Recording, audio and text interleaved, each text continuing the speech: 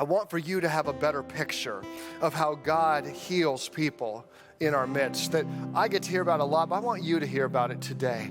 Because there's so many stories in this church of how one thing was happening, whether it was a physical ailment or something else or something bad that was happening in our lives, but God stepped in and brought healing.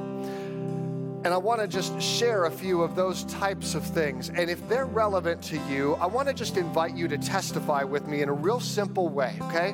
If I say something, I'm going to give a little list here, and if I say something that relates to your life, I just want to ask you, if that's been you, if God's healed you in this way, would you just start clapping and just keep on clapping with me, okay, as we go?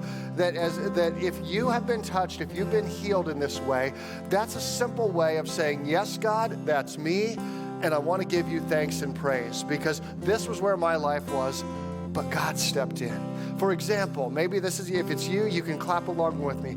Maybe you were lonely, but God spoke to you to remind you that He loves you. Maybe you felt abandoned, but God met you right where you are at.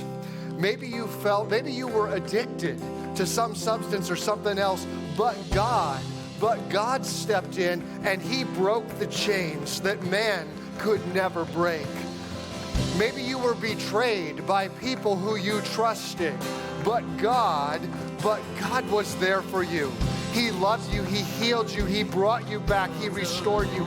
Maybe you were physically ill, you had the diagnosis that was horrible and scary and awful, but God touched you and God healed you and God moved in your life. Maybe you felt hopeless, like there's no purpose, no meaning, nothing, but God gave you a reason to keep going. Maybe you were ready to end it all, but God reminded you that you are His child, that your life matters so much, that you are a daughter, that you are a son. Maybe your marriage was on the fridge.